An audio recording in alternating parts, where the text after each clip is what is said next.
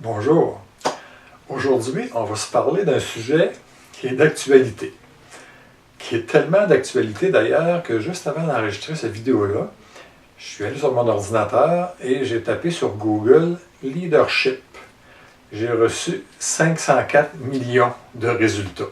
Je ne les ai pas tous lus, mais Google me disait qu'il y avait 504 millions de résultats. C'est impressionnant. Ça nous prouve que c'est un sujet qui intéresse beaucoup de monde. On va l'aborder sur un plan particulier.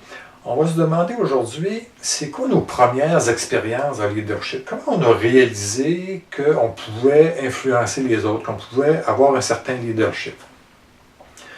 Quand je me suis posé la question, j'ai été obligé de reculer quand même assez loin. Et je me suis souvenu que quand j'étais, ce qu'on appelle à la petite école, quand j'étais à l'élémentaire, j'étais souvent choisi comme le capitaine de mon équipe. Mon équipe de volleyball, mon équipe de soccer, mon équipe de balle-molle. Donc, on me faisait confiance. On me choisissait comme capitaine. Et là, je me suis demandé pourquoi. Bon, c'est certain que j'étais assez grand, j'étais physiquement assez habile, mais je dois humblement avouer que je n'étais pas le meilleur en volleyball, en soccer ou en balle-molle. J'étais relativement bon, mais c'était loin d'être le meilleur. Donc, c'était pour d'autres qualités comme je choisissais comme capitaine. Et en y pensant comme il faut, je pense que le pourquoi, c'est que les gens étaient certains qu'en me choisissant, je serais à leur écoute et que je leur ferais confiance et que je leur ferais découvrir c'est quoi le rôle qu'ils avaient à jouer dans l'équipe pour qu'ils sentent qu'ils avaient un rôle important à jouer pour qu'ensemble, on gagne notre partie. Et je pense que c'était ça. Donc, ce que ça me donne comme leçon, c'est que une qualité importante du leader, c'est son habileté à faire que les autres vont avoir confiance en eux et vont trouver leur rôle au sein de l'équipe. Et souvent, quand on se demande c'est quoi la différence entre le succès et l'échec au niveau d'une équipe, au niveau d'un projet, ou si on regarde deux équipes sportives, à peu près d'égale force, souvent, ce qui fait la différence, c'est l'esprit d'équipe. Dans le fond, c'est la capacité de travailler ensemble, de développer ce qu'on appelle une chimie d'équipe, qui fait qu'on va réussir à gagner, finalement, à obtenir les objectifs qu'on s'était visés.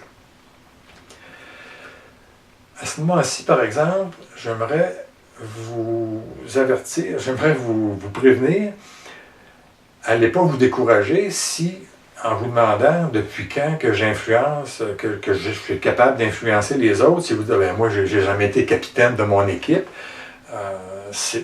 et donc je suis pas un leader, c'est pas comme ça qu'il faut voir ça. Moi, ce que je suis convaincu, c'est que le leadership, c'est quelque chose qui s'apprend. On peut le développer, notre leadership. C'est pas tout le monde qui a les mêmes prédispositions naturelles, mais si on prend la peine de se donner les bons moyens, on va l'améliorer, on peut l'améliorer beaucoup, notre leadership, et on peut devenir capable de bien influencer nos équipiers. Entre autres, par le coaching, si on se trouve un bon coach pour nous aider à améliorer notre leadership. Il y a des formations qui se donnent aussi, entre autres, je pense à une formation, et là je suis à l'aise pour la donner parce que je la connais bien. Il y a le groupe PNGS qui donne une formation de 3 jours en leadership. Donc, c'est pas tellement long. Et ça nous permet à la sortie de cette formation-là, d'avoir plus confiance en nous, d'être capable de plus faire confiance aux autres. Et ce qu'on disait tantôt, c'est que finalement, c'était l'élément de base qui fait qu'on peut devenir un bon leader. Donc, découragez-vous surtout pas si vous pensez que vous n'avez pas le charisme pour être un leader. Moi, ce que je suis convaincu, c'est que c'est pas le charisme qui fait le leader, c'est d'agir en leader qui fait qu'on développe notre charisme.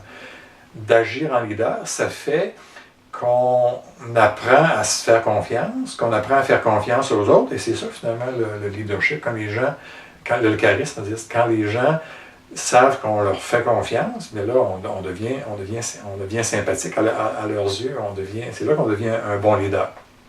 Donc le message fondamental de cette vidéo-là, c'est la capacité de créer la confiance au sein de l'équipe, qui est une qualité essentielle pour un bon leader. Ce que j'aimerais vous demander, c'est Est-ce que vous êtes d'accord avec ce message-là? Et si ça vous tente de partager votre opinion avec moi, ça va me faire plaisir. Donc, je vous laisse là-dessus. Je vous remercie beaucoup de votre écoute et je vous dis à un prochain vidéoblog.